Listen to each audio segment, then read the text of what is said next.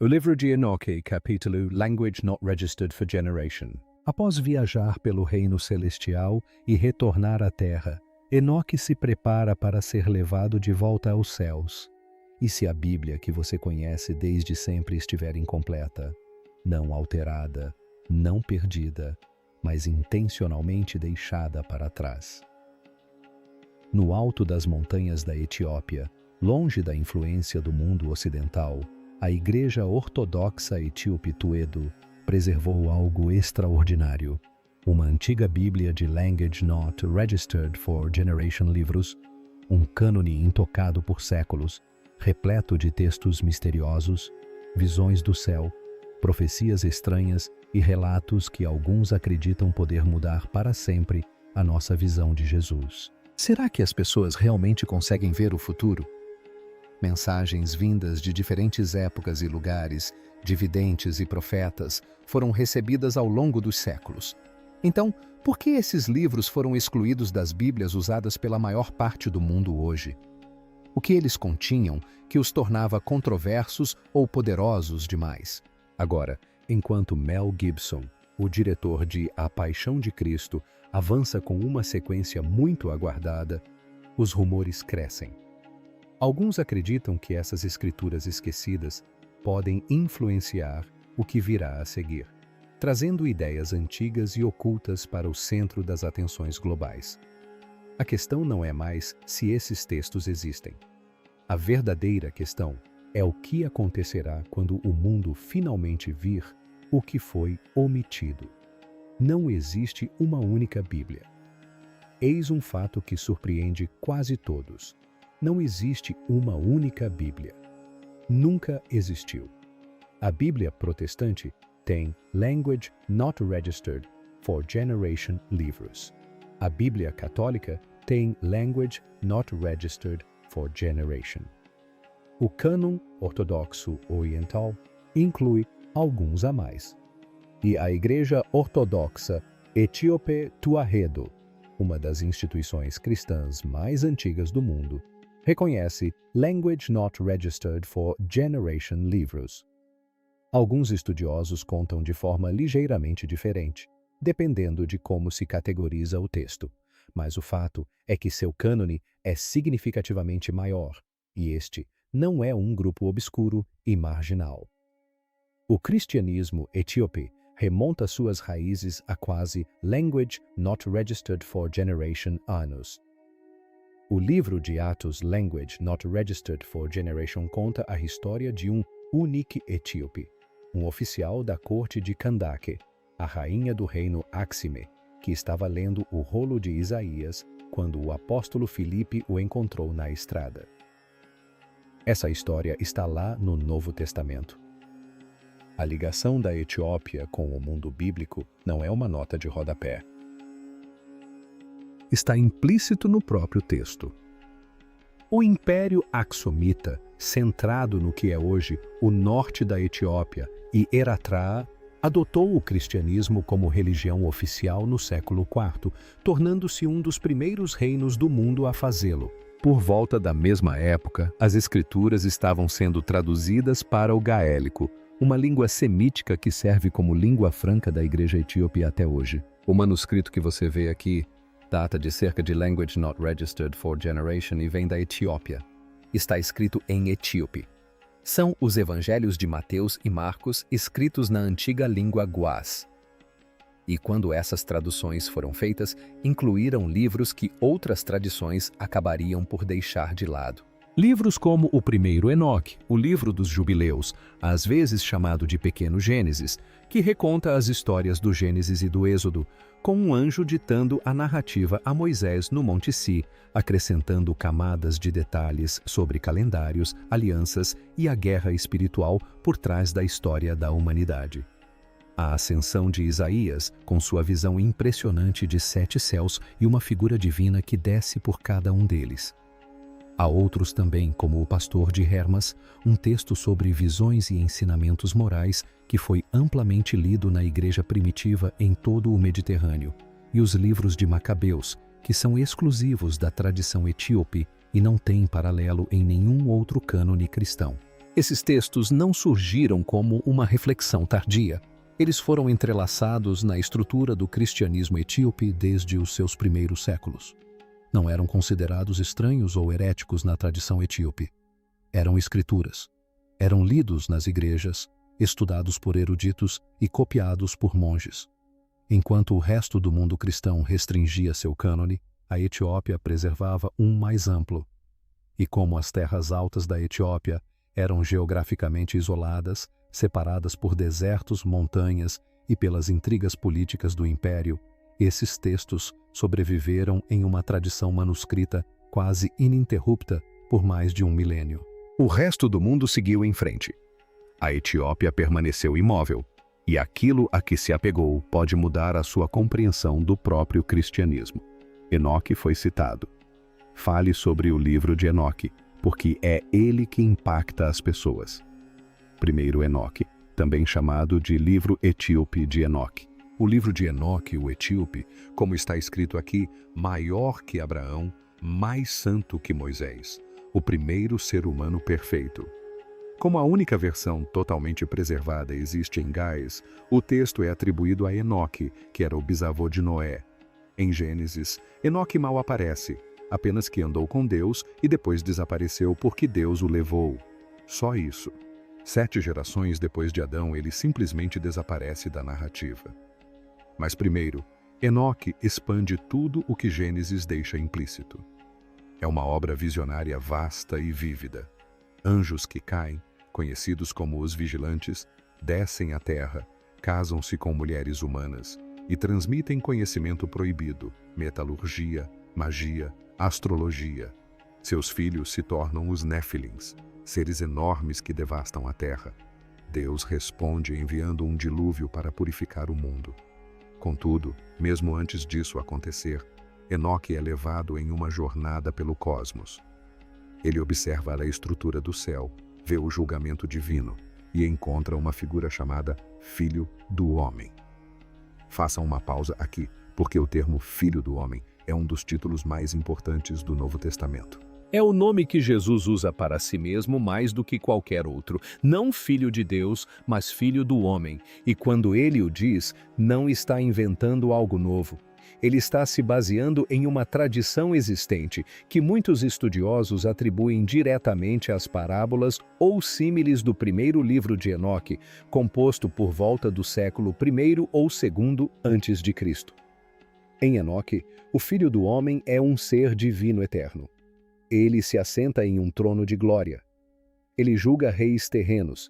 Ele existe antes da criação e é revelado no fim dos tempos.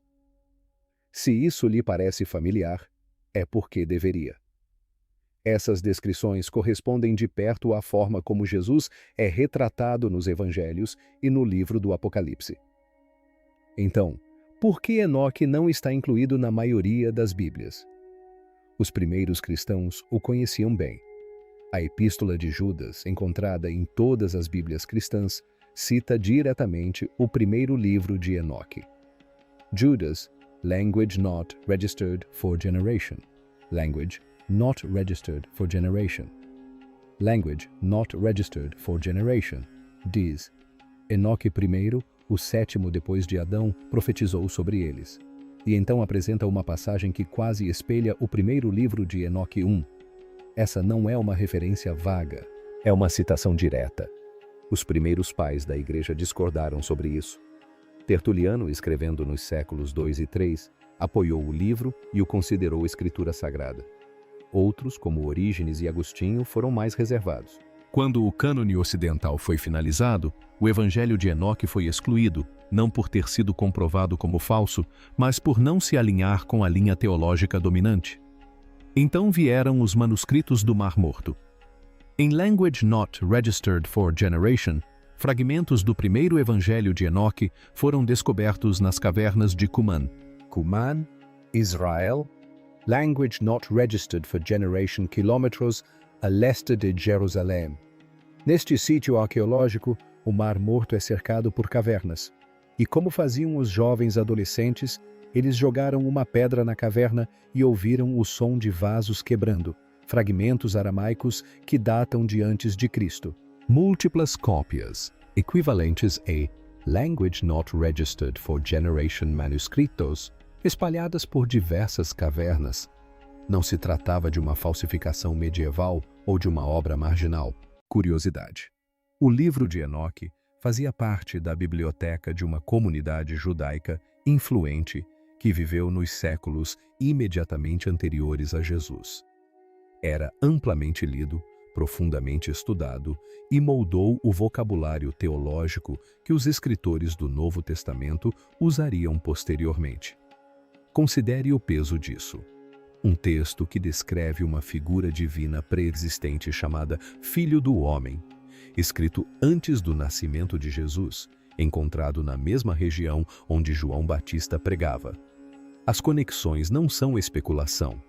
Elas estão em um museu em Jerusalém neste exato momento, escritas em fragmentos de pergaminho com mais de Language Not Registered for Generation anos. O livro de Enoque não desapareceu por estar errado. Desapareceu porque as pessoas com poder para definir o cânone decidiram que não pertencia a ele. A Etiópia discordou. A descida invisível. Se Enoque oferece o Cristo cósmico antes dos evangelhos, a ascensão de Isaías apresenta o Cristo cósmico dentro dos evangelhos. A ascensão de Isaías é um texto híbrido, em parte judaico, em parte cristão, provavelmente compilado entre os séculos I e IV. A primeira metade narra o martírio do profeta Isaías, que foi cortado ao meio dentro de uma árvore oca por ordem de um rei corrupto. É duro, é intenso. E é o tipo de relato que os primeiros cristãos compartilhavam como prova do sofrimento profético. Mas é na segunda metade que as coisas se tornam extraordinárias. Isaías é elevado através dos 7 céus. Cada nível se torna mais radiante que o anterior. Nos céus inferiores, os anjos estão em conflito. Atenção, estrutura, luta. À medida que Isaías ascende, o brilho aumenta. A adoração se aprofunda e a fronteira entre o humano e o divino se torna mais tênue, e então ele testemunha algo que o detém. Uma visão da descida do amado, uma figura divina que descerá por todos os 7 céus, ocultando-se em cada nível. Ele assumirá a forma dos anjos em cada céu, de modo que nenhum deles o identifique. Ele descerá completamente ao firmamento, depois à terra, onde nascerá de uma mulher. Viverá, perdurará, morrerá e ressuscitará. E então ascenderá de volta por todos os 7 céus, desta vez revelado em toda a sua glória, com cada anjo se curvando à sua passagem. Considere o significado teológico disso. Não se trata simplesmente de ressurreição, como retorno à vida. Trata-se de ressurreição como restauração cósmica, um ser divino atravessando camadas da realidade, despojando-se de disfarces e reivindicando autoridade sobre todas as esferas da existência. É uma narrativa da história de Cristo muito mais detalhada, muito mais simbólica e muito mais impactante visualmente do que qualquer coisa no cânone tradicional, e possui significados que vão além da teologia. Se os primeiros cristãos, em grande número, entendiam o evento de Cristo como um drama cósmico que se desenrolava em múltiplas dimensões da realidade, então a ressurreição não era apenas um milagre ocorrido em um jardim. Era o clímax de uma história que começou antes da criação do mundo e se desenrolou em todas as camadas da existência. E o túmulo vazio era simplesmente a parte que podíamos ver. A ascensão de Isaías era lida e respeitada por muitos dos primeiros cristãos. Aparecem referências dos padres da igreja. Jerônimo tinha conhecimento disso. Epácio o mencionou. Mas, assim como Enoque, não entrou para o cânone final, exceto na Etiópia. Lá foi preservado, copiado e lido nas igrejas, tratado como parte da tradição sagrada. E isso levanta uma questão que não tem resposta simples. Que tipo de cristianismo teríamos hoje se esses textos tivessem permanecido? O cânone foi debatido. É essa parte que incomoda as pessoas. Não porque seja chocante, mas porque é verdadeira. Não houve um único momento em que alguém se sentou e declarou: estes livros pertencem, aqueles livros não. A formação do cânone foi um processo longo, complexo e politicamente conectado que se estendeu por séculos. E os primeiros cristãos não tinham um Novo Testamento. Eles tinham as escrituras judaicas, o que os cristãos mais tarde chamariam de Antigo Testamento.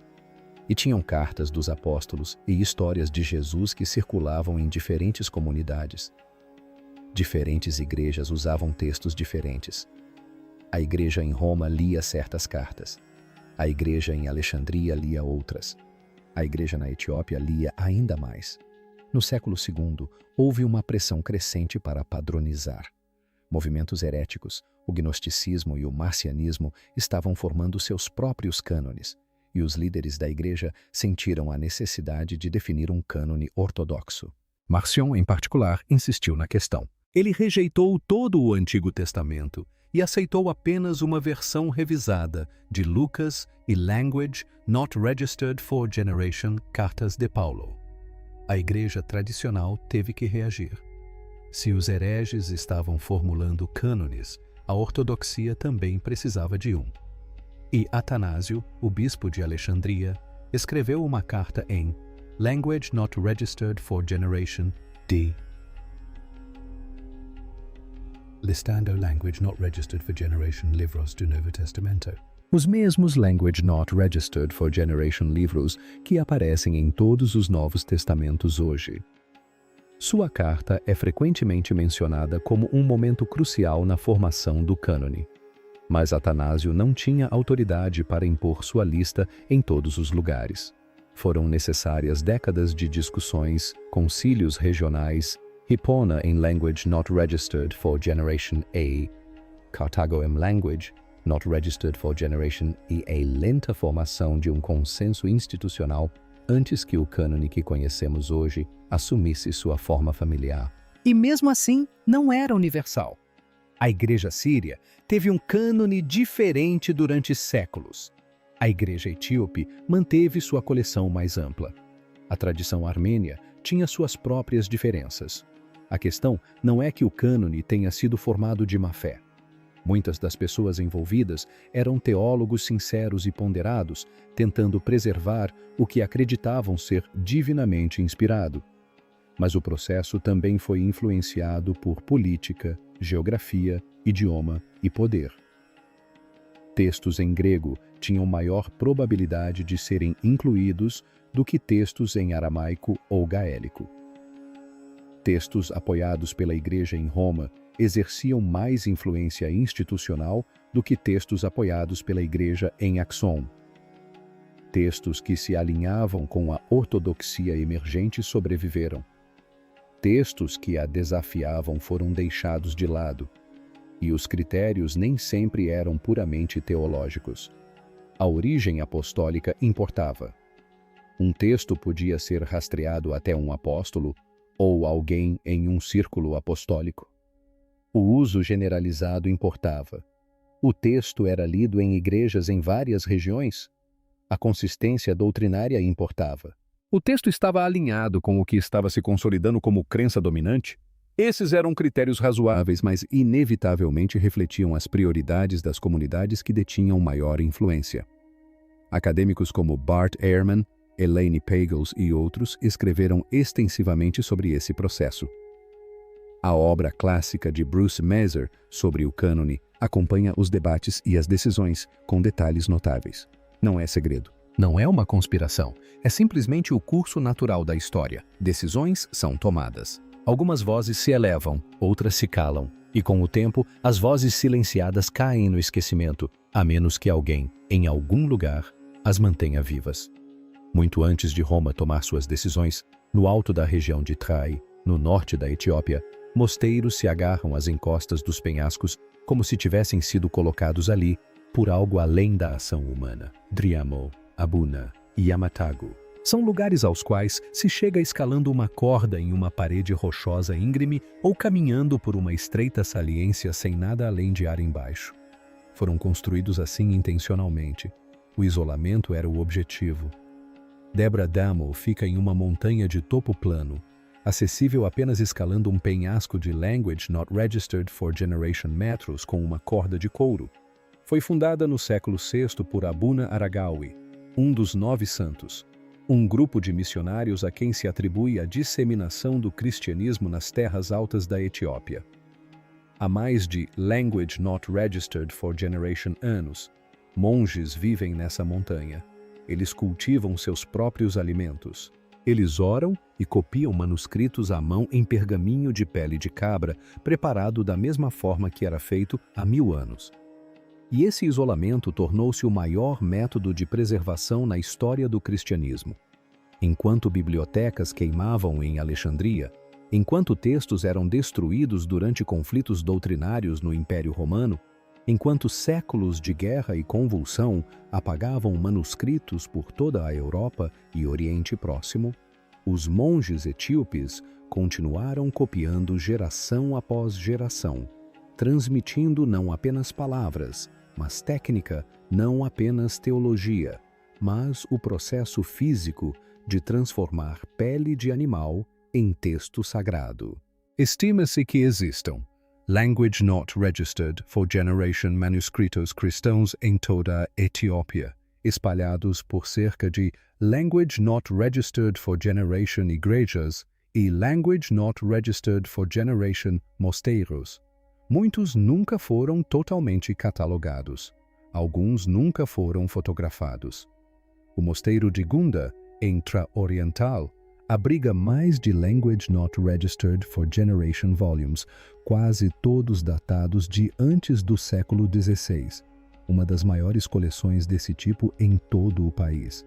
E há também os Evangelhos de Germa, guardados no mosteiro de Abarima, perto de Adwa. Durante muito tempo, acreditou-se que os Evangelhos de Germa fossem medievais, talvez com Language Not Registered for Generation anos. Então, no início dos anos Language Not Registered for Generation, testes de radiocarbono foram realizados na Universidade de Oxford. Os resultados surpreenderam o mundo acadêmico. Garatu, o mais antigo dos 2 volumes, foi datado de aproximadamente Language Not Registered for Generation a Language Not Registered for Generation DC. Isso o torna potencialmente o manuscrito cristão iluminado completo mais antigo ainda existente na Terra, mais antigo que os conhecidos Evangelhos de Rabula, da Síria, datados de Language Not Registered for Generation. Suas páginas contêm retratos vívidos de evangelistas, tabelas canônicas decorativas, padrões geométricos e uma representação do Templo de Salomão que não tem paralelo na arte cristã. E essas páginas sobreviveram não porque foram armazenadas em um cofre com temperatura controlada. Elas sobreviveram porque monges as envolveram em tecido, as colocaram em prateleiras de pedra e as viraram com as próprias mãos por mais de Language Not Registered for Generation anos. A tinta é original, as cores são originais, até a encadernação é original. Mas essa história de preservação não é apenas história antiga, ela está dolorosamente presente. Em novembro de Language Not Registered for Generation, a guerra eclodiu na região de Tigray. As forças federais etíopes e as tropas aatrianas avançaram pelas terras altas. Debra Damo, aquele mosteiro do século VI no topo de um penhasco inacessível, foi atingido por artilharia em janeiro de Language Not Registered for Generation. Soldados eratrianos escalaram e saquearam o local. No mosteiro de Walaba, no oeste de Tigra, monges e freiras relataram que as forças invasoras levaram mais de Language Not Registered for Generation manuscritos em pergaminho e mais de Language Not Registered for Generation cruzes antigas feitas de ouro e prata. Manuscritos saqueados começaram a aparecer no eBay, vendidos por algumas centenas de dólares cada. Um relatório da Igreja Ortodoxa de Taigra da Sese constatou que Language Not Registered for Generation membros do sacerdócio foram mortos apenas nos 3 primeiros meses do conflito. Pelo menos Language Not Registered for Generation igrejas e mosteiros sofreram danos documentados e acredita-se que centenas de outros tenham sido afetados. O destino dos evangelhos Germa durante o conflito permaneceu incerto por meses. Pense nisso. 15 séculos de preservação ininterrupta, resistindo às invasões muçulmanas do século XVI, às campanhas coloniais italianas, à fome e à revolução. E então, em questão de semanas, manuscritos insubstituíveis desapareceram na névoa da Guerra Moderna. A tradição manuscrita etíope é impressionante em sua abrangência. Dezenas de milhares de manuscritos existem por todo o país em mosteiros, igrejas e coleções particulares. A cada poucos anos, uma nova descoberta vira notícia. Um texto até então desconhecido, uma variante antiga, um manuscrito que reescreve a cronologia da história literária cristã. Nas últimas décadas, projetos internacionais liderados por acadêmicos da Universidade de Hamburgo, da Biblioteca Britânica e do Museu e Biblioteca de Manuscritos Hill, em Minnesota, têm se empenhado em digitalizar o máximo possível de manuscritos antes que se percam no tempo, em conflitos ou por negligência. Language Not Registered for Generation. Por cento dos manuscritos da Etiópia permanecem em posse de igrejas e mosteiros, não de museus. Isso não se trata apenas da preservação de pergaminhos. Trata-se da preservação de uma visão de mundo.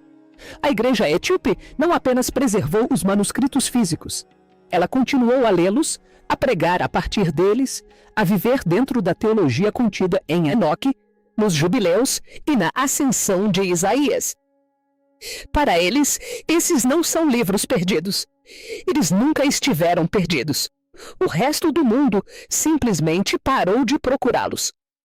Os monges não apenas guardaram livros, eles guardaram uma versão do cristianismo que o resto do mundo havia esquecido ser possível. E mesmo agora, depois da guerra, depois dos saques, depois do tipo de destruição que teria acabado com tradições menores, eles ainda estão lá, ainda copiando, ainda rezando, ainda virando páginas que a maior parte do mundo nunca leu. O Renascimento de Mel Gibson. Em Language Not Registered for Generation, A Paixão de Cristo, de Mel Gibson, arrecadou mais de Language Not Registered for Generation milhões de dólares nas bilheterias mundiais. Foi intenso, foi emocionante, foi polêmico e mostrou que havia um público enorme para uma versão cinematográfica da história de Jesus que não suavizasse a mensagem. Durante anos depois, Gibson falou sobre criar uma sequência, uma que explorasse a ressurreição. Mas não seria apenas uma continuação. Em entrevistas, Gibson compartilhou o desejo de ir muito além do túmulo vazio. Ele falou sobre mostrar a experiência do que aconteceu entre a crucificação e a ressurreição, explorando a descida, os reinos além do físico. Se essa linguagem lhe parece familiar, você tem prestado atenção. A ideia de Jesus descendo através de reinos, confrontando forças, movendo-se através de camadas do cosmos. Essa não é a narrativa padrão dos evangelhos.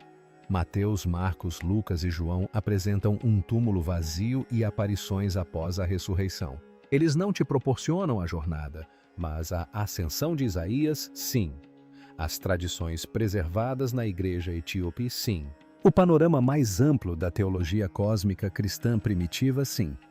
Gibson é católico. Ele está profundamente enraizado na tradição. Independentemente de se basear diretamente em textos como o primeiro livro de Enoque ou a Ascensão de Isaías, as ideias teológicas subjacentes a esses textos reverberam no pensamento cristão há séculos. Na frase do Credo dos Apóstolos, ele desceu ao inferno. Na literatura visionária medieval de Dante e Milton, essas ideias nunca desapareceram completamente, simplesmente se tornaram obscuras. Um filme de ressurreição de Gibson que levasse a sério a tradição da descida cósmica em múltiplos reinos poderia alcançar algo notável. Poderia apresentar a milhões de espectadores uma versão da história de Cristo mais ousada, visualmente deslumbrante e teologicamente ambiciosa do que qualquer coisa que o cinema convencional já tenha tentado. Poderia mostrar ao público que a história que eles pensam conhecer tem dimensões que nunca experimentaram. Pense apenas no potencial visual. 7 céus, cada um único, cada um crescendo em glória e temor. Anjos que não se parecem com cartões de felicitações. Eles se assemelham às criaturas descritas em Ezequiel e Apocalipse. Rodas dentro de rodas, olhos cobrindo cada superfície. vozes que abalam os alicerces da realidade. Uma figura de Cristo movendo-se por esses reinos, não como um espírito passivo, mas como um rei conquistador, recuperando o território, quebrando correntes, descendo à mais profunda escuridão antes de ascender por todos os níveis da criação. Isso não é apenas um filme religioso.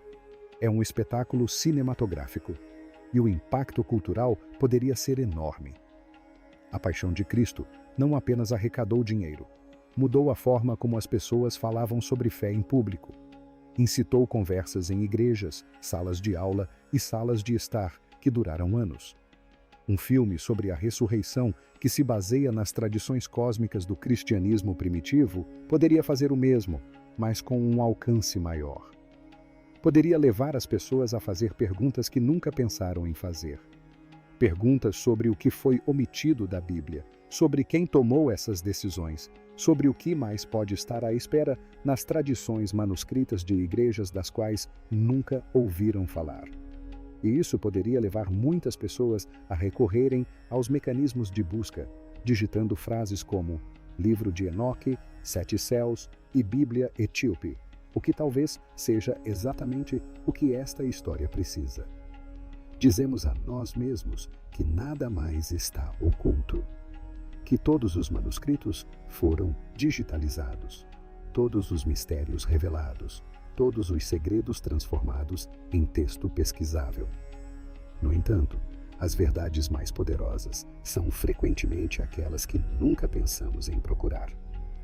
Nas terras altas da Etiópia, dentro da tradição da Igreja Ortodoxa Etíope Tearredo, essas páginas ainda existem, não como relíquias, mas como escrituras vivas, preservadas através da conquista, do isolamento e de séculos de dúvida. Se um cineasta moderno resgatar essa fonte ancestral, se o próximo capítulo nas telas ousar mostrar o reino invisível entre a morte e a ressurreição, não será apenas cinema. Será um encontro entre uma teologia esquecida e um público global que nunca soube que lhe faltava algo. Portanto, a verdadeira questão não é se esses livros sobreviveram. Eles sobreviveram. A questão é a seguinte: quando o resto do mundo finalmente olhar para cima e ver o que sempre esteve ali, reconheceremos isso como história perdida ou como algo que nunca deveríamos ter esquecido?